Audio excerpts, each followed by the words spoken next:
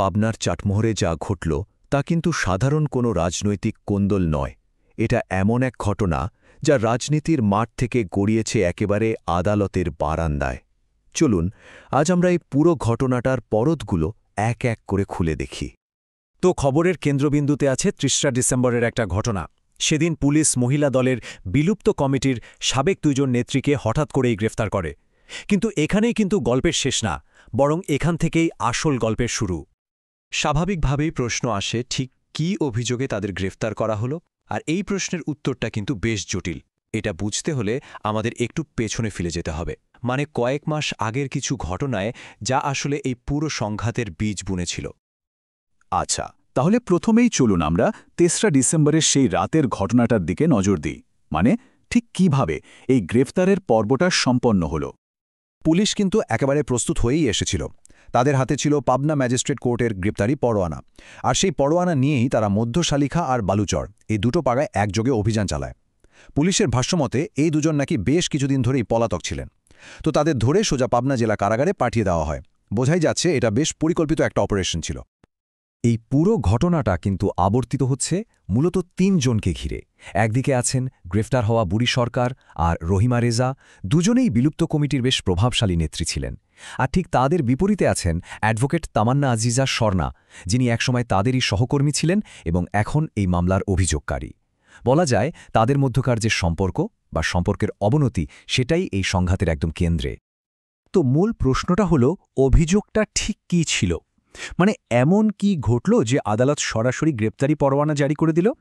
এর উত্তরটা পাওয়া যাবে যদি আমরা ২৩শে আগস্টের একটা ঘটনায় ফিরে যাই।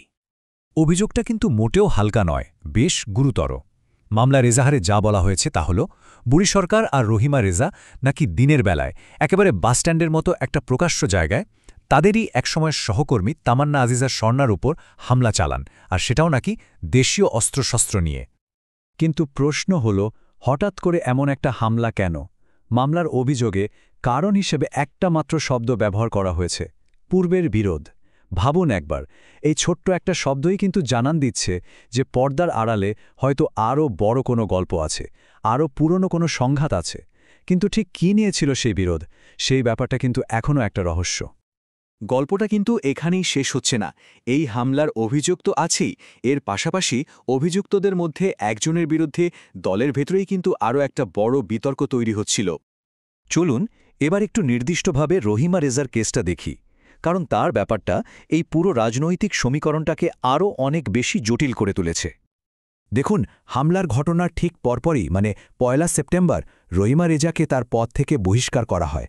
আর কারণ হিসাবে যে দুটো অভিযোগ আনা হয় সেগুলো খুবই মারাত্মক।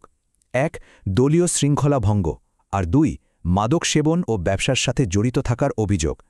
এখন প্রশ্নটা হলো, এই বহিষ্কারের টাইমিংটা কি শুধুই কাকতালীয়, নাকি এর সাথে আগের সেই হামলার ঘটনার কোনো গভীর সংযোগ আছে? আচ্ছা, অনেকগুলো ঘটনা কিন্তু একটার পর একটা ঘটল, একটু জট পাকিয়ে যাচ্ছে, তাই না? চলুন একটা টাইমলাইনের সাহায্যে পুরো বিষয়টাকে সাজিয়ে দেখি, তাহলেই ছবিটা পরিষ্কার হয়ে যাবে। এই টাইমলাইনটা দেখলে ব্যাপারটা আরও পরিষ্কার হয়। দেখুন, ২৩শে আগস্ট হামলার অভিযোগটা উঠল, তার ঠিক ১ সপ্তাহ পার হয়নি ১ সেপ্টেম্বর রহিমা রেজাকে দল থেকে বের করে দেওয়া হলো। আর তার প্রায় ৩ মাস পর ৩রা ডিসেম্বর দুজনকেই গ্রেফতার করা হলো। মনে হচ্ছে যেন একটা ঘটনার পর আর একটা ঘটনা ঘটতে বাধ্য ছিল, ঠিক ডমিনো এফেক্টের মতো। তাহলে পুরো ব্যাপারটা কি দাঁড়াচ্ছে? এখানে আসলে দুটো গল্প পাশাপাশি চলছে।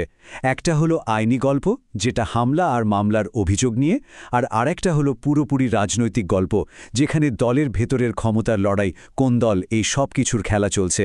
আর সবচেয়ে গুরুত্বপূর্ণ ব্যাপার হলো, এই দুটো ভিন্ন পথে কিন্তু শেষ পর্যন্ত একটা বিন্দুতে এসে মিলে গেছে।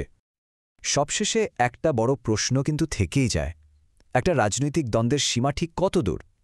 যখন ব্যক্তিগত রেষারেষি বা ক্ষমতার লড়াই রাজনীতির গণ্ডি পেরিয়ে আদালতের কাঠগড়ায় গিয়ে দাঁড়ায়, তখন সেটাকে কি আর শুধু রাজনীতি বলা যায়?